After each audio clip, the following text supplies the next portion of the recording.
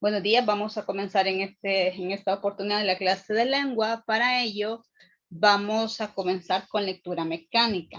Veamos entonces. Voluntarios, si tenemos la hora ahí a la mano, la página 149, por favor. Yo, señor. Vamos a ver, Adonai y después Cristi. Vamos bien, gracias. Ok, Fabián me ha ordenado desde hace unos días que me dedique a trabajar con Mauricio Ballestas, el joven médico que se había unido a la guerrilla hace unos 2 años. Creo que sus servicios pueden ser más necesarios e igualmente valiosos en la atención de los compañeros heridos. Me había dicho, es evidente que necesita superar algunos escrúpulos en las cuestiones de batalla, sobre todo cuando se hace necesaria la eliminación del enemigo. Su preparación en medicina nos precisa más en este momento. Su trabajo al lado del compañero Ballesta será igualmente apreciado. Muy bien, Cristi. Aun cuando me sentí un poco humillada, pronto he desplegado una decisión ejemplar en el hospital de campaña. Ballestas está impresionado y poco a poco me he ido ganando su respeto, así como el de Angelina, Carmela y Evangelina, las 3 enfermeras asistentes, quienes se incorporaron a la lucha abandonando su carrera en la Escuela de Enfermería de San Salvador. La teoría aprendida en la facultad y pocos meses de práctica en el Hospital Rosales han comenzado a dar frutos. Hay mucho que hacer, ya que los constantes bombardeos en las faldas y declives del Guazapa están causando estragos. Han llegado unas 2 guindas de campesinos, caravanas de gentes que han huido de sus hogares y buscando protección en nuestro campamento, trayendo con ellos a varios heridos. Entre esa gente se apareció ese médico gringo, Clemens, o Cle Clemens. Ajá, es lo mismo, ¿verdad, señor? Sí. Ok. Quien decía había llegado a pie desde la frontera de Honduras, atravesando el embalse del Cerrón Grande en una canoa, entrando al territorio rebelde de Guazapa por el lado de Copapayo. Traía algún equipo médico y se quedó con nosotros algunos días. Le aprendimos algunas técnicas nuevas. Él también aprendió unas cosas. A veces sus discusiones con Ballesta se prolongaban mucho y se volvían aclaradoras. Cuando se fue, le hicimos una despedida con música revolucionaria. Muy bien, entonces ahí nos presentan un fragmento que dice así. Para hacer esta muralla, pongamos la 150, ahí estamos ya. Para hacer esta muralla, pongamos todos las manos, los negros su mano negra, los blancos su mano blanca. Vamos bien. 2 voluntarios más para terminar esa página. Yo, señor. Vale, vamos a ver. Señor.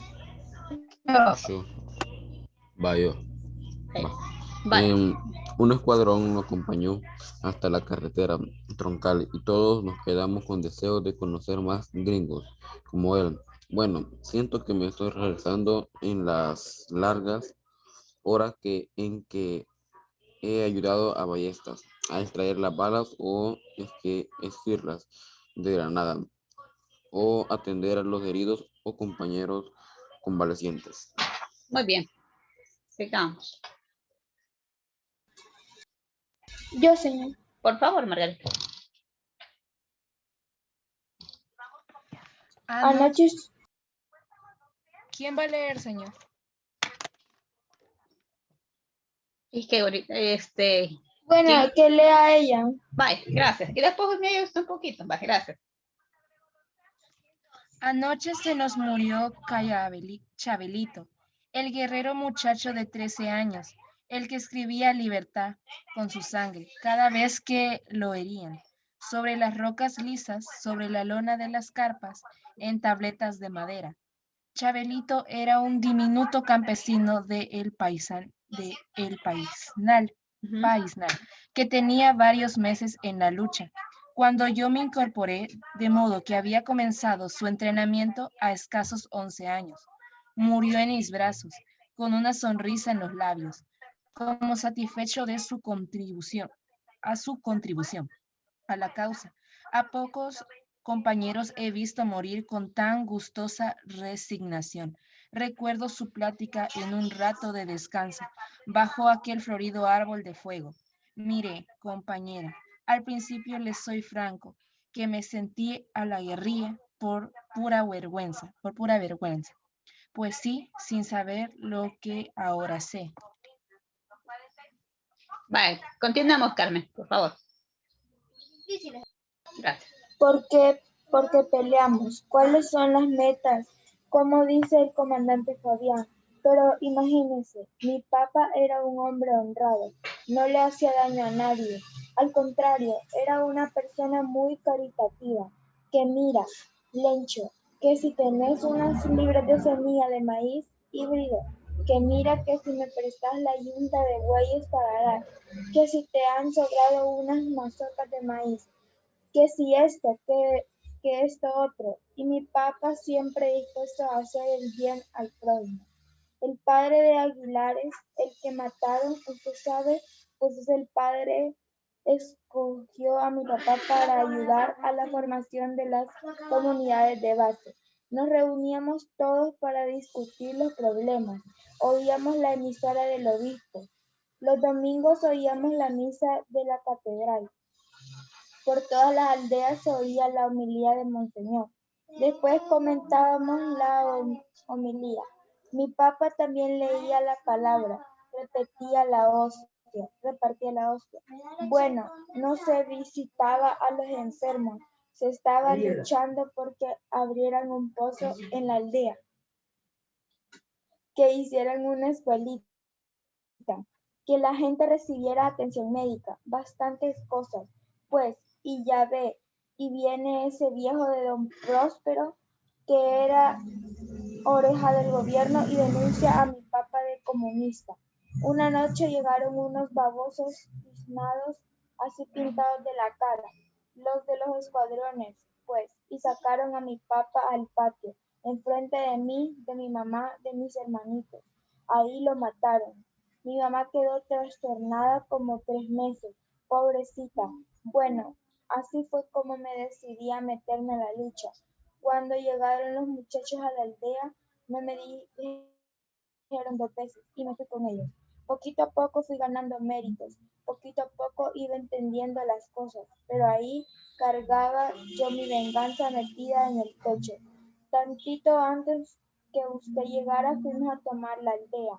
Capturamos a la oreja de don Próspero y lo ejecutamos. Me tocó estar en el pelotón a pleno día ante toda la gente. Bueno, muy bien, muchas gracias. Que ahí podemos ir viendo diferentes escenas, ¿verdad? Ahí pues estaríamos viendo la parte también de donde lo que son los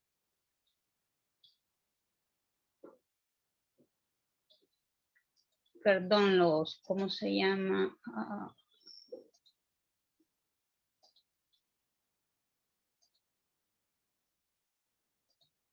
Los personajes secundarios, ¿verdad?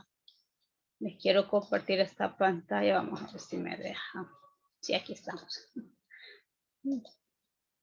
Vale, vamos a ver. Estamos viendo ahorita lo que es la pantalla de compartir, ¿verdad? Santillana, compartir. ¿Sí la ven? Sí, señor. Vamos bien. Sí, señor. Gracias. Va, entonces voy a entrar aquí a octavo A. Les quiero explicar esto porque bueno, y a partir de esta semana, ustedes la guía la van a buscar aquí en la plataforma de Santillana, en el caso de lengua. Entonces nos vamos a ir aquí a actividades.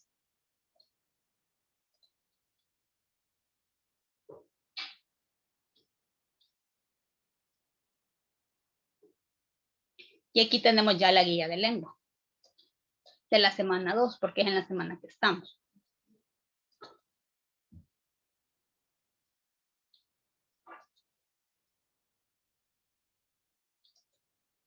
Pues ahí, como es una actividad no evaluable, no hay ningún problema. Entonces yo he colocado 2 recursos, que es el huésped de Drácula, en su momento lo vamos a ver, y también géneros y subgéneros de la novela gótica. Y acá, en esta parte donde está este icono, aquí está la guía, para que ustedes la ven.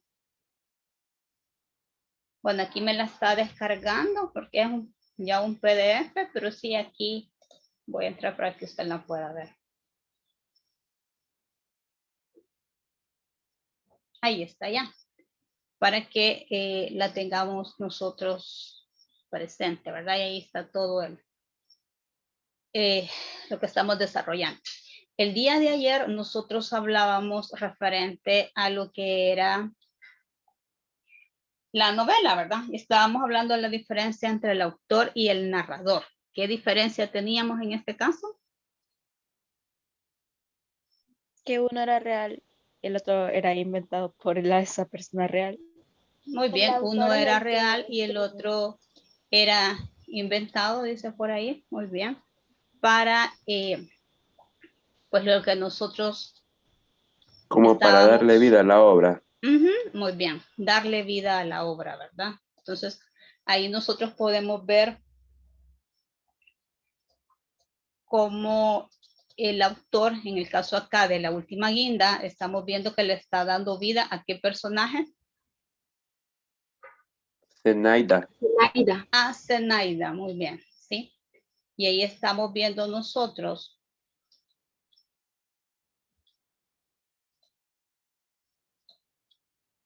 cómo está sucediendo eso. Teníamos 3 tipos de narradores. En este caso, si hablamos que Zenaida es la que está presentando la historia, ¿qué tipo de narrador sería?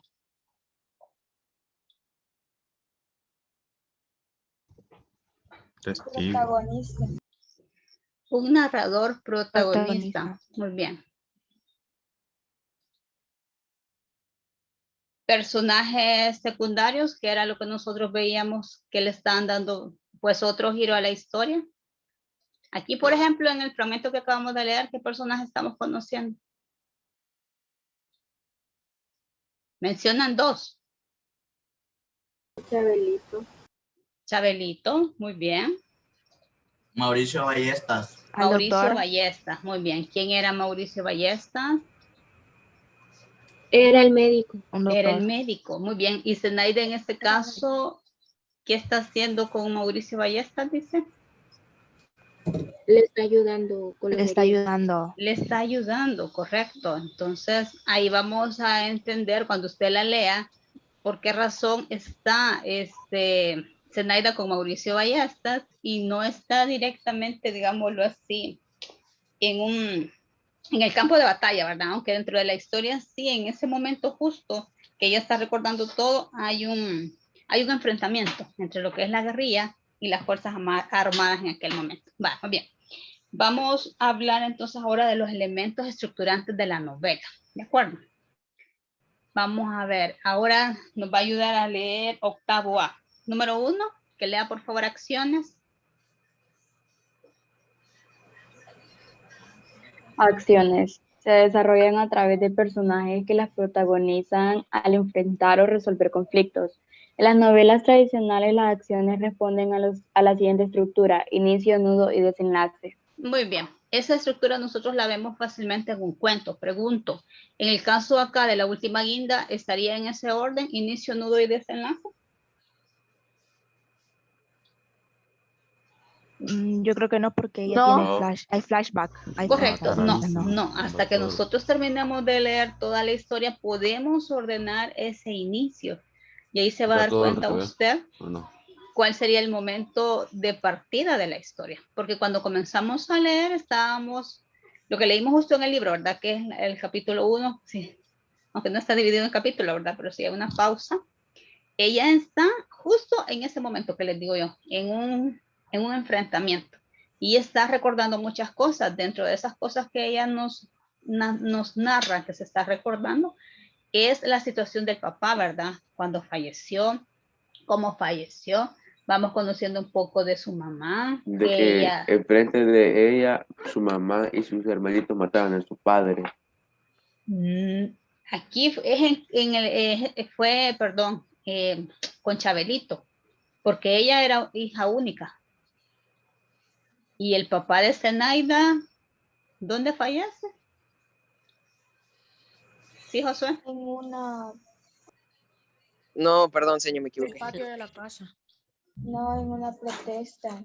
Estaba en una En una protesta lo mataron. Correcto, correcto. Allá por el Parque Libertad, creo que decía, ¿verdad?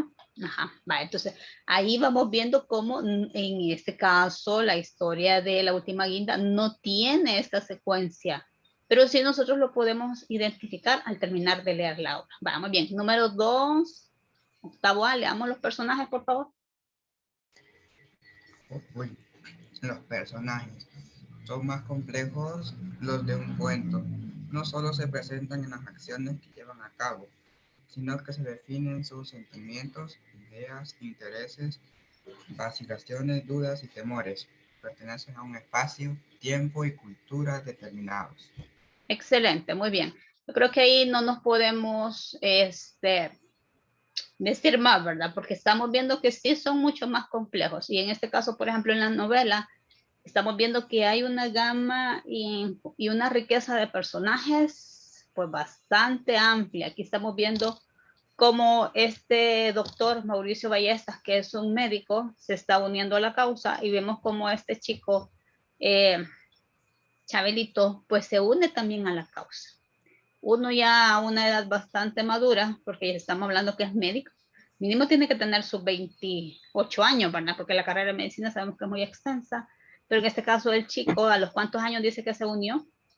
A los 13. A los 11. A los 11. A los 11 y fallece a los 13 años. Va, muy bien. Leamos el tiempo. Octavo A, número 3. Yo. Por favor. El tiempo es la época en que se ubica la historia, la cual puede desarrollarse en un momento anterior, posterior o en el mismo instante de la narración. El autor puede alterar el orden de los acontecimientos para presentarlos al lector y dar una variedad de significados a la obra. Muy bien, Adonai, ¿verdad? Sí. Ajá, vale, muchas gracias. Entonces, en la época en que se ubica la historia, ¿en qué tiempo se está desarrollando la última guinda?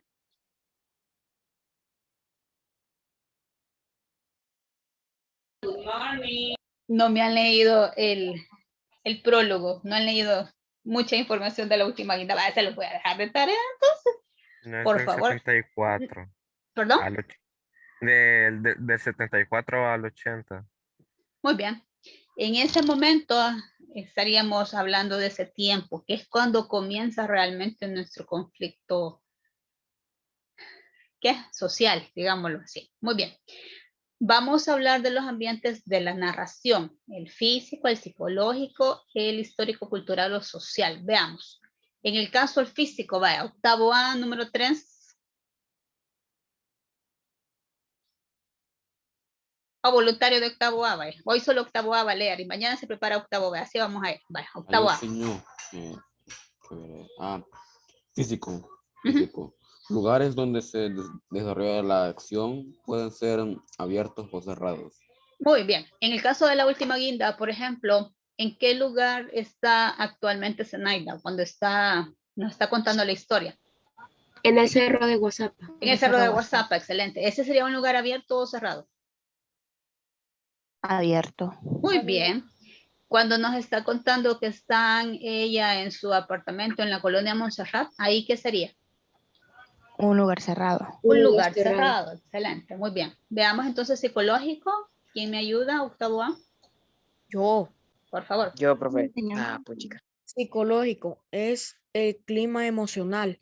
Se constituye a través de la forma de ser de los personajes. Muy bien. Es en este caso la forma de ser de los personajes. ¿Puede variar ese ambiente psicológico? Sí, porque en un momento, por ejemplo, vemos que Zenaida está recordando momentos agradables y eso le va a traer a ella cierta alegría, pero en el caso, por ejemplo, cuando recuerda lo de su papá, ¿cuál sería la emoción que ella estaría transmitiendo en ese momento? Tristeza. Tristeza, claro, melancolía, ¿verdad? El recuerdo de su papá. Enojo. Enojo también, muy bien. Sí, ¿verdad? En este caso, al ver la injusticia que se estaba cometiendo. Muy bien, veamos entonces el histórico y cultural. Señor, yo le quiero ayudar. Vale, gracias.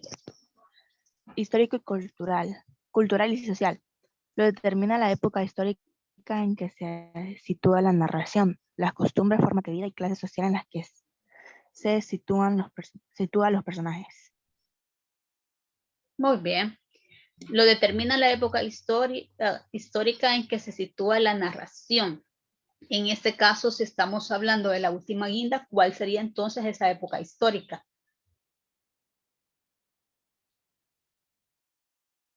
Para nuestro país. ¿En la guerra? La guerra. La guerra. Ese conflicto social, ¿verdad? Que se dio. En sociales creo que sí abordan estos temas, ¿verdad, chicos? ¿O no? Sí, se Va, aborda. muy bien, entonces sí, ya más o menos tenemos una idea. Va, muy bien. Cuestionario de repaso. Vamos a ver, ¿en qué se diferencia el cuento de la novela? ¿Una característica? El cuento es más corto y la novela es un poco más extensa. Excelente, ahí podemos hablar de los personajes. Muy bien. ¿Cuál es la diferencia entre el autor y el narrador? Que el autor y el narrador es el que cuenta la historia. Muy bien. El narrador es el, perdón, al revés iba a decir yo. El autor es el que escribe la historia, el narrador es el que cuenta la historia y el autor es el que le da vida al narrador. Muy bien. ¿Qué narrador presenta el fragmento de la novela La última guinda? Zenaida. Zenaida, muy bien. Dice, ¿cuál narrador utiliza la primera y tercera persona y por qué? El testigo. Ajá, ¿por qué? Muy bien. Porque puede que haya vivido el momento o puede que haya estado ahí en el momento. Ella estaba en la escena, por así decirlo. Muy bien, aquí donde le va a dar vida a este estilo directo o al estilo indirecto. En un momento determinado, él como narrador va a decir, vi que Sherlock Holmes levantaba la ceniza, ¿verdad? Esparcida sobre el césped, qué sé yo. Y ahí estaría utilizando primera persona. Entonces, ahí es donde juega, ¿verdad? Muy bien, excelente. ¿Cuál elemento de la novela define el ambiente psicológico? Los personajes. Hola. ¿El clima emocional? El clima emocional. Los personajes, muy bien, sí, porque a través del personaje es que estamos conociendo las sensaciones, las emociones que él nos está expresando en este caso. Muy bien, porque puede variar, ¿verdad? Y lo vemos en el caso de Zenaida, puede estar de un momento está recordando a Sabino y está enamorada y de repente recuerda pues algo muy triste, en el caso por ejemplo aquí de Chabelito, ¿verdad? Y ahí es donde vemos ese juego, ese ambiente psicológico a través de los personajes. Muy bien. ¿En qué consiste la valoración que la teoría de la recepción hace del lector? Con nosotros, ¿verdad? Como lectores. Aquí tiene que ver con que nosotros los lectores interpretamos lo que estamos leyendo y vivimos las emociones. O sea, ahí sería como que si nosotros estamos viviendo en la lectura. Excelente, así es, correcto. ¿Qué importancia tiene el tiempo en una novela? Para saber una secuencia de algo. Correcto, la secuencia de algo, ¿qué más? El tiempo es muy importante para poder entender qué está pasando, ¿no? Correcto, para podernos ubicar en el momento real de esa historia, porque de lo contrario, pues no nos podríamos ubicar, ¿verdad? Definitivamente. Para entender mejor el momento. Correcto. Vaya, les quiero proyectar. ¿Están viendo mi pantalla ahorita? No. Chica, qué malo. No, qué mala Es soy, que no te la dejó estoy de proyectando. compartir cuando estábamos en la última pregunta. Sí. Es que me salí. Entonces, pero necesito ver esto. Vale, permítame. Es que yo lo había dejado listo, pero estas cosas me las cierras. No sé por qué. Vamos a ver si me deja ahora.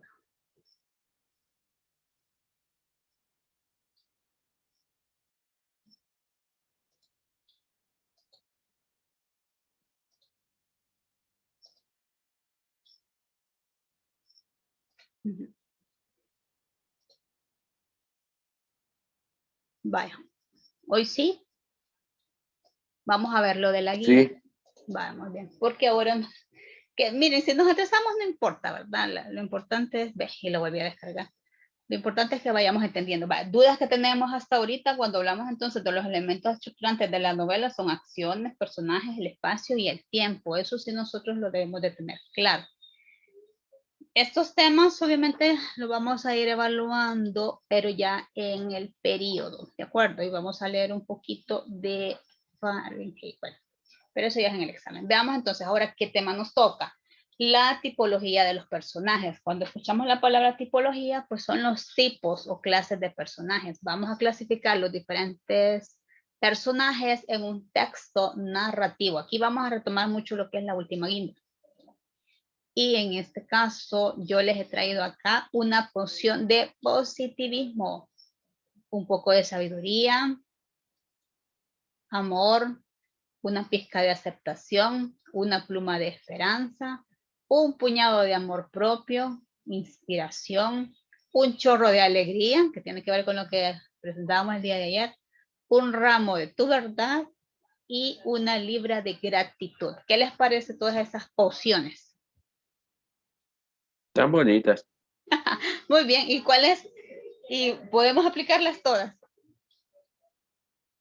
Sí. Sí, ¿verdad? Muy bien. Y esa es la idea, que siempre nosotros podamos poner de moda, que dijimos ayer, la felicidad. Entonces, busquemos ahora en su libro, por favor, la página 14 y la página 15. ¿Qué es lo que nosotros deberíamos de recordar en cuanto a los personajes del año pasado? Vamos a ver qué fue, qué recordamos de los personajes.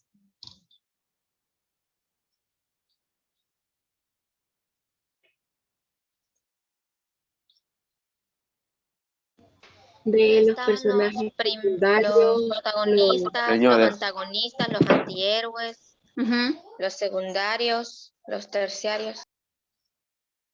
Ajá. Señor, dejó de presentar. Sí, ahorita voy, gracias.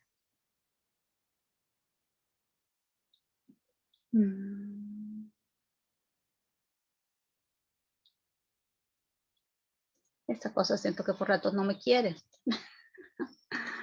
Vaya, muy bien, hoy sí. Vamos a ver.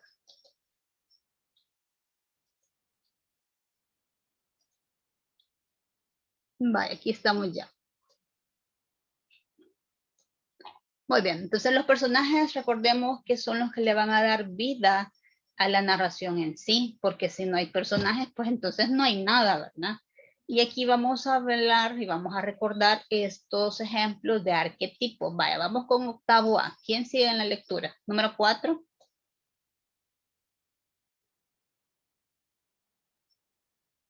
O voluntario, vaya, octavo A, pero de los que no hemos leído, ¿verdad? Por favor.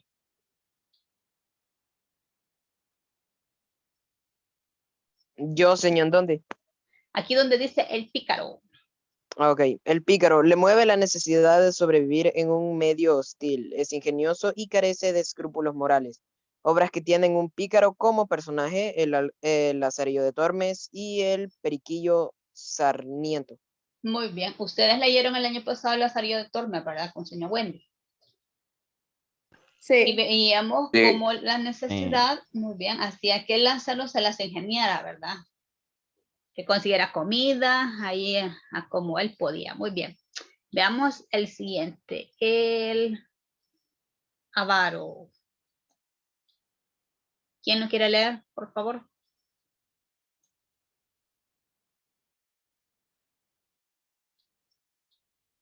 Yo. Gracias. El avaro lo caracteriza la ambición. A pesar de ser rico, vive en condiciones miserables. Ejemplos de las obras Canción de Navidad y Los Tres Mosqueteros. Muy bien. El Don Juan. Yo quiero leer el Don Juan. Por favor. El Don Juan se caracteriza por sus conquistas amorosas compulsivas. Ejemplos de obras. El Brulador de Sevilla, Don Juan y la Regenta. Muy bien. No recuerdo en qué nivel ustedes van a leer esta de Don Juan, que de José Zorrilla, lo van a leer en literatura española. Y sí, aquí se ve esa parte de que él cómo logra conquistar a la dama, ¿verdad? En un momento, ay, no me recuerdo qué siglo es, en un momento bien importante en Europa, y así como las conquistaba, así las dejaba, ¿verdad? Y ahí van a ir viendo ustedes esta caracterización. Vamos a ver entonces ahora cómo se clasifican los personajes por su caracterización y transformación. Tenemos los personajes planos y los personajes redondos. Vaya, ¿quién me ayuda con los personajes planos?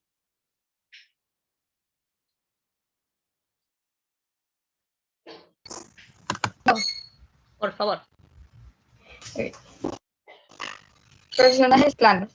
No experimentan cambios significativos a lo largo de la obra. No tienen demasiados matices. Por ejemplo, los protagonistas de caballería de los siglos 7 y... de los siglos 16, ¿verdad? Correcto. Como Mari Gaula. Muy bien. Personajes planos. Vamos a ver la historia que recordamos del año pasado, que a todos nos encantó, Rebeldes. En el caso, por ejemplo, vamos a ver... Polígono es redondo, ¿verdad, señor? Sí, sí es redondo porque hay un cambio, pero es que en realidad a ellos sí los obliga, ¿verdad? El accidente de sus padres a hacer un cambio. Pero ya dentro, a partir de este momento, ¿quién podríamos ver que es un personaje plano de los tres hermanos? Curtis. ¿Sería Darry? Ponyboy no, Soda Pop. o Soda Pop. Soda Pop. Soda Pop, ¿verdad? Porque él no cambia. Él... Muy bien. Veamos entonces ahora los personajes redondos. A ver, yo lo leo. Por favor. Son profundos y complejos, susceptibles de sufrir una evolución a lo largo de la obra. Por ejemplo, Luis de Vargas, protagonista de Pepita Jiménez. Este seminarista descubre su amor por Pepita y cambia de opción de vida. Muy bien, muy bien.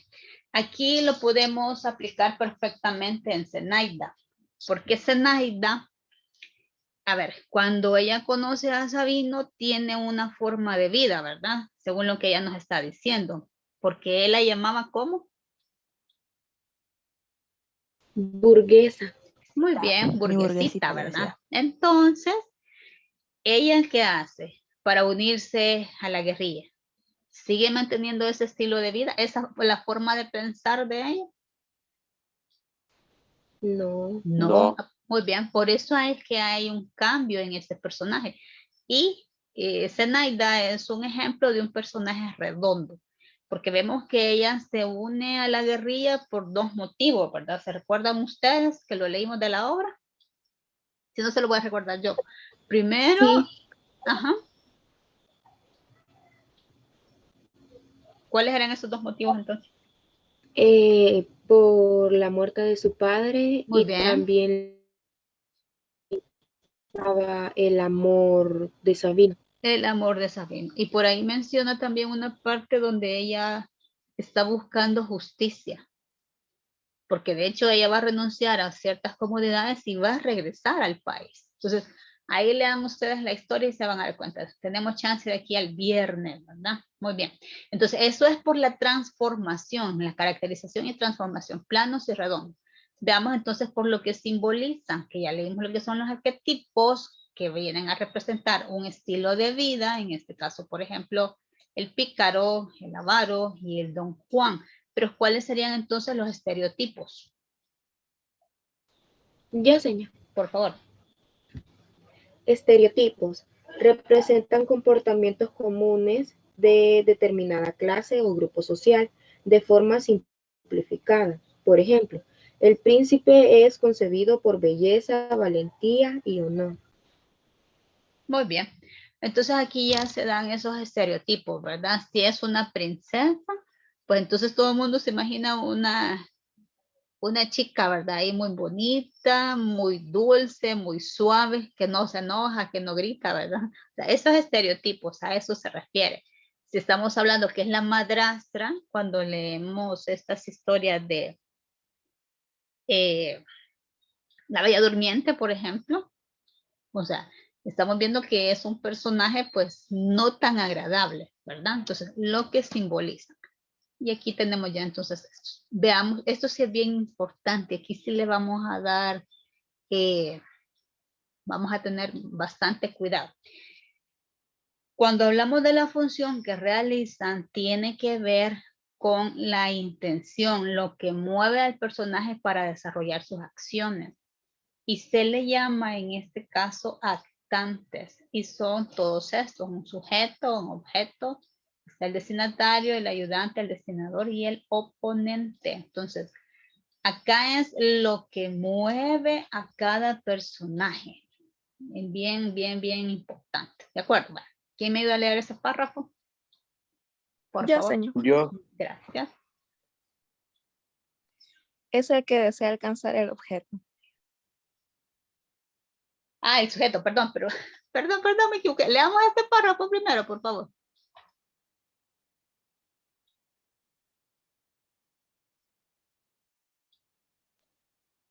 Para analizar el comportamiento de los personajes y cómo se relacionan entre ellos para conseguir sus objetivos. Se puede aplicar un esquema que se denomina actancial, llamado así porque no considera solo a los personajes humanos, sino también a los objetos o a las fuerzas que actúan en un relato, los actantes, cómo se representa a continuación.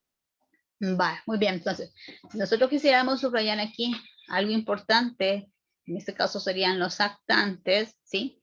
Llamados así porque no considera solo las personas, sino que considera el qué. Los objetos o las fuerzas que actúan en un relato. En este caso, ¿quiénes? Los personajes. Y tenemos estos actantes, el sujeto. Hay un sujeto que es el que desea alcanzar el objeto. Yo puedo situar, por ejemplo, aquí a Sabino. Yo puedo decir Sabino, por ejemplo. El objeto es lo deseado por el sujeto, la meta que quiere alcanzar. ¿Qué pretende Sabino al unirse a la guerrilla? ¿Qué creen ustedes que pueda pretender? ¿Qué es lo que él desea?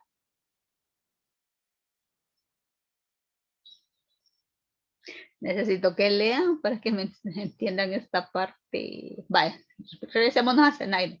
Pongamos aquí a Zenaida como sujeto. ¿Qué mueve entonces al sujeto para hacer esa causa? ¿Qué lo mueve? Porque el objeto dice, es lo que el sujeto desea. Entonces, a Zenaida, ¿qué la está moviendo para actuar de esta forma?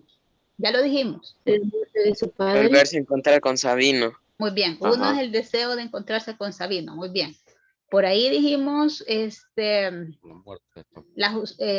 vengar la muerte de su padre. Muy bien. Y otro que les dije yo, ¿cuál sería? Hay 3 motivos ahí.